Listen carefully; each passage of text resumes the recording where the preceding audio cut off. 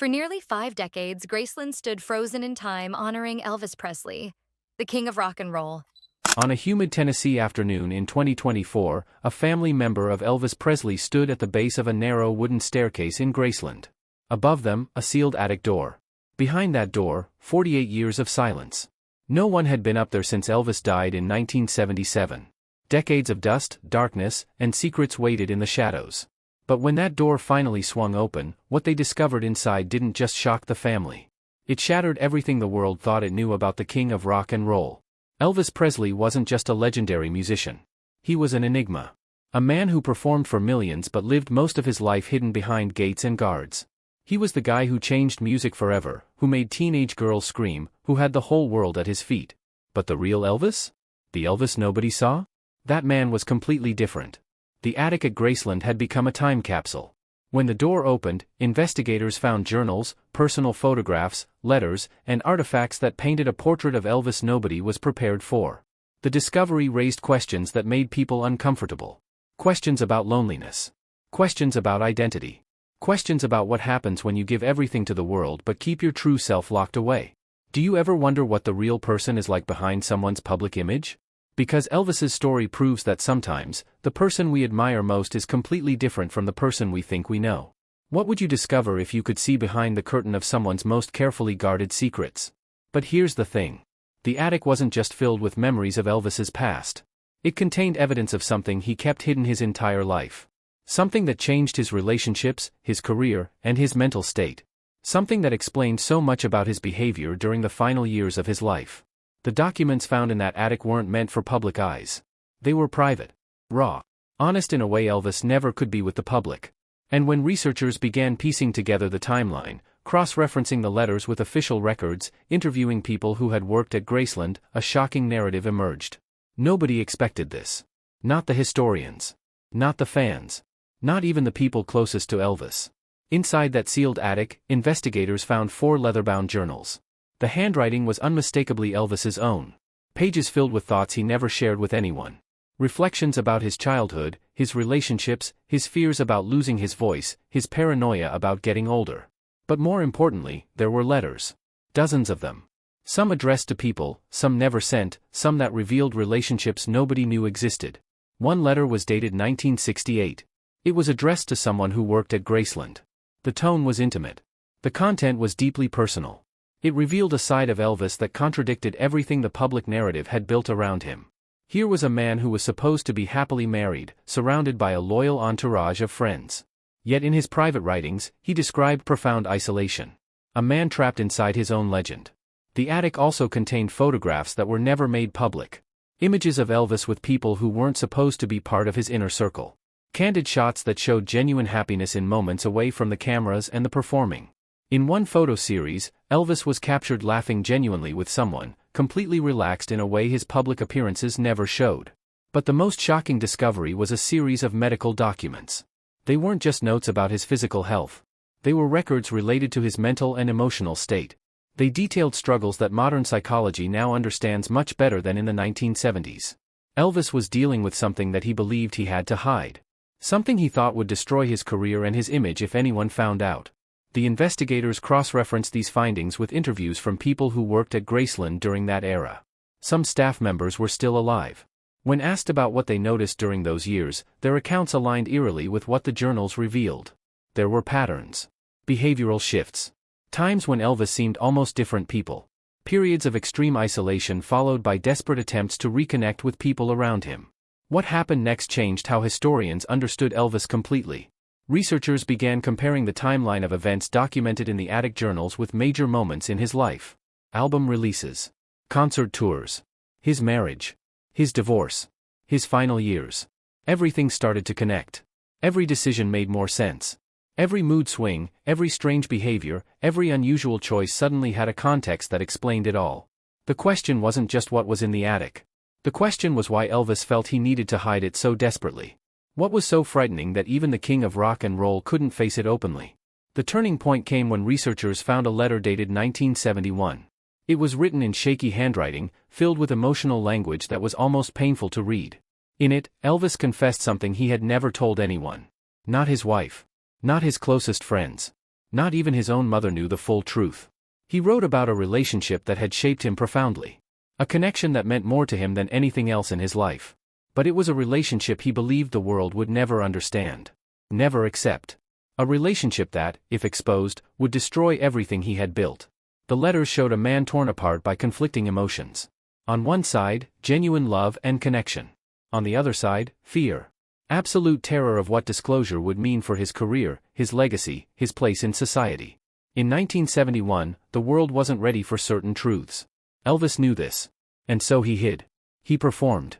He smiled. He became the character everyone expected him to be. But privately, he was drowning.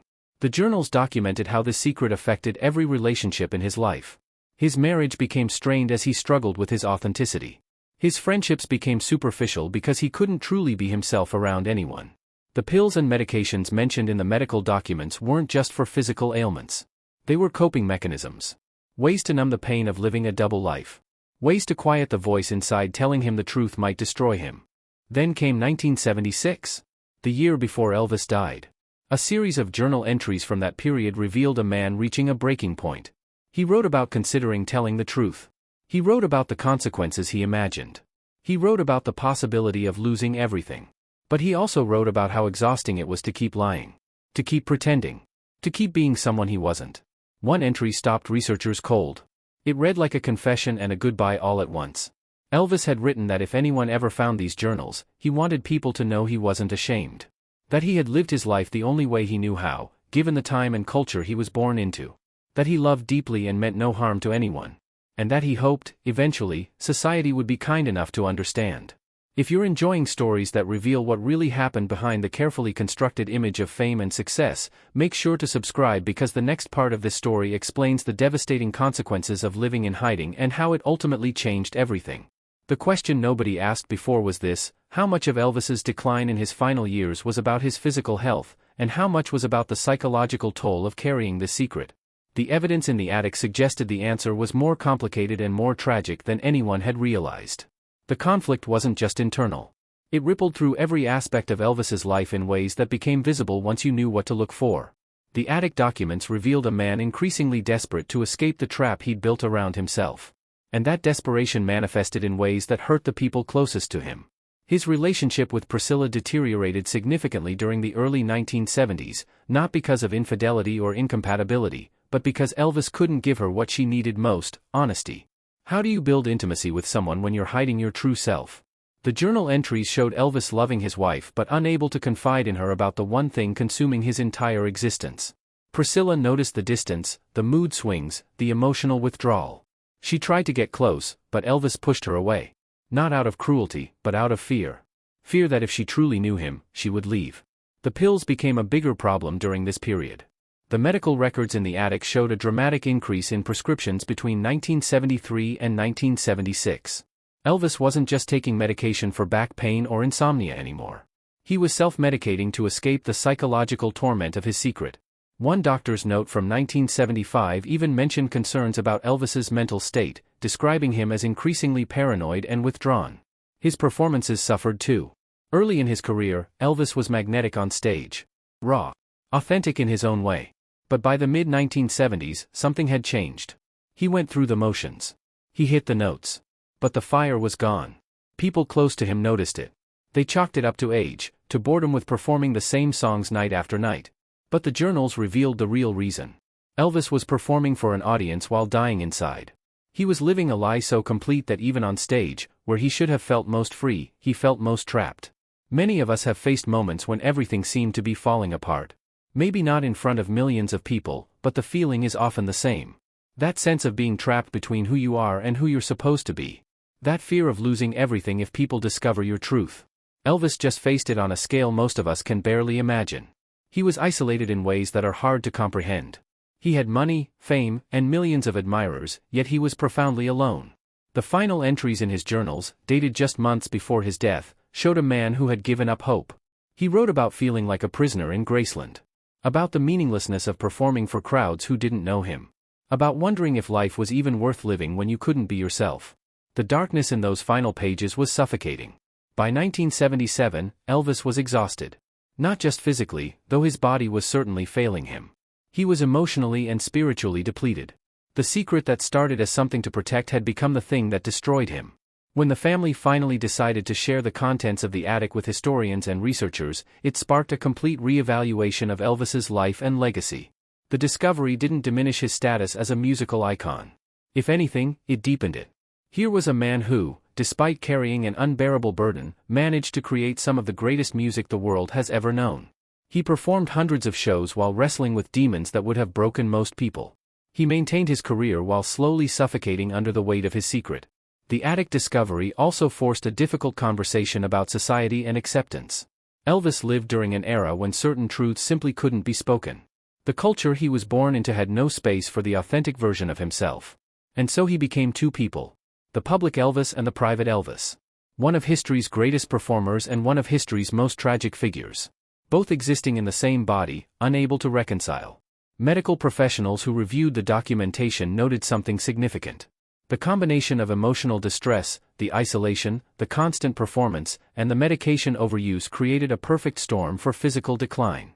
Some experts believe that if Elvis had lived in a different time, if he had been able to be honest about who he was, his story might have ended very differently. The stress of maintaining a false identity likely contributed directly to his death at just 42 years old.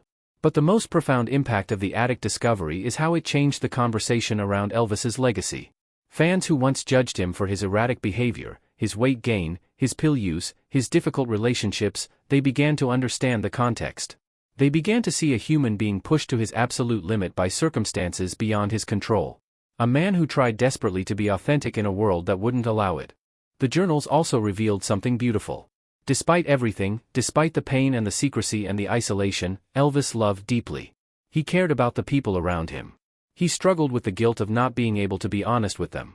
He wanted to be free but didn't know how. He was trapped not by evil intentions but by the cruel limitations of his time and culture. Today, decades later, society has evolved. People are more accepted for being their authentic selves. Young performers don't face the same pressure to hide who they are. But Elvis never got to experience that freedom. He lived his entire life in hiding, and it cost him everything. The attic at Graceland stands as a monument to that tragedy. A room full of secrets that should never have had to be secrets. A reminder of what happens when someone is forced to live inauthentically. But it's also a testament to resilience, to love, and to the power of human connection even in the darkest circumstances. But this wasn't the only shocking chapter in Elvis's story. The researchers also discovered something else in those archives: connections to other hidden figures in music history, secrets that suggest Elvis wasn't alone in his struggles, and revelations that could completely change how we understand the golden age of rock and roll. If you want to uncover what really happened behind the scenes during music's most transformative era, you won't want to miss the next video in this series. When the contents of Elvis's attic were finally shared with the world, it didn't destroy his legacy. It transformed it. The king of rock and roll wasn't just a musical genius anymore. He became a symbol of something much deeper.